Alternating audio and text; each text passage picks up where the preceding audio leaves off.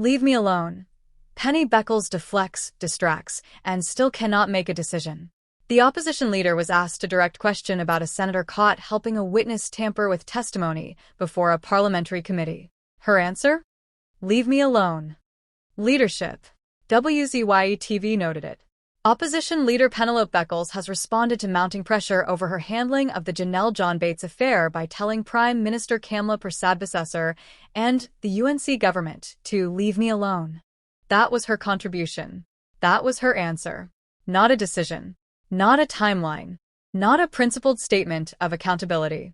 Just a request to be left unbothered while she continues to do what she does best. Nothing. The facts of the John Bates matter are not in dispute. On May 1st, Senator John Bates told the Senate she had submitted her resignation to Beckles following allegations of improper conduct related to her role on the Public Administration and Appropriations Committee.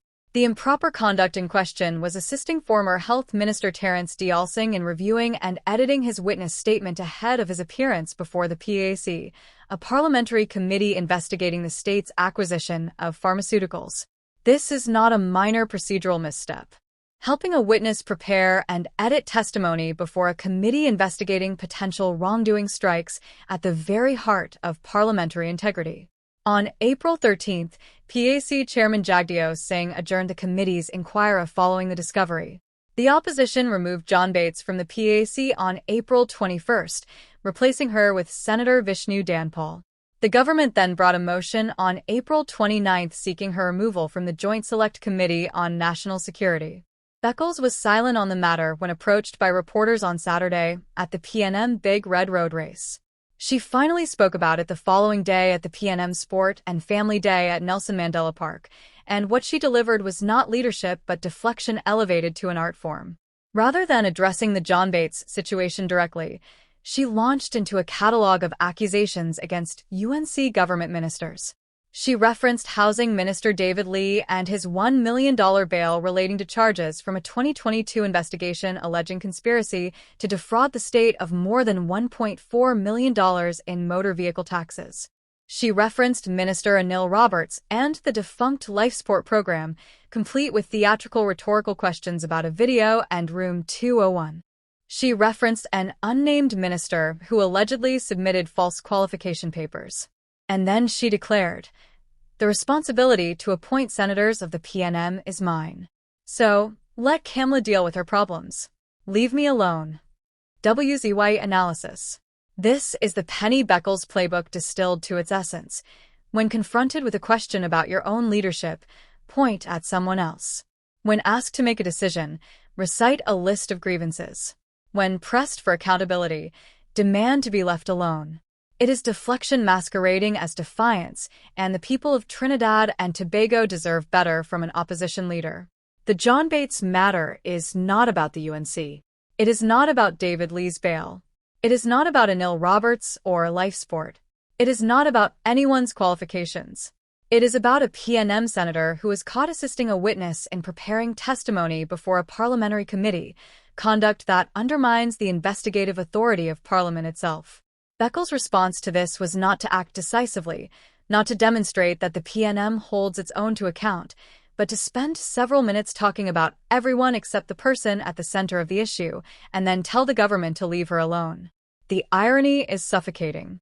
Beckles claims the constitutional authority to appoint and manage PNM senators, and she is correct on the law. But authority without the willingness to exercise it is not leadership. It is title without function. John Bates told the Senate she submitted her resignation. The nation is still waiting to hear what Beckles has done with it. Has she accepted it? Has she rejected it? Has she even read it? "When the time comes for me to act as the Constitution requires, I will act," she said. The time came weeks ago. The Constitution does not require her to wait until the issue becomes politically convenient. It requires her to lead. Her attempt to create equivalence between the John Bates situation and UNC ministerial appointments is a classic PNM deflection tactic. The charges against David Lee are before the courts and relate to matters that preceded his current ministerial appointment. The John Bates matter is an active parliamentary integrity issue involving conduct that occurred while she served on a committee under Beckles' leadership. These are not comparable situations, and Beckles knows it. But comparison is not the point. Distraction is. And then there was the acknowledgement of Dr. Keith Rowley's presence, which drew cheers from the crowd. One cannot help but wonder whether Beckles' inability to act on John Bates has anything to do with the internal politics of a party still very much in the shadow of its former leader. A decisive opposition leader would have resolved this matter in days, not weeks. A leader confident in her authority would not need to be told to act by the government or the media. She would simply act. Beckles has done neither, and in telling the nation to leave me alone, she has inadvertently delivered the most honest assessment of her leadership yet. She wants the title without the responsibility, the office without the obligation, and the authority without the accountability. At WZYE-TV, we noted it. We recorded it. The platypus prays, the platypus deflects, and the platypus asks to be left alone. WZYE-TV, Caribbean News. No filter. No fear.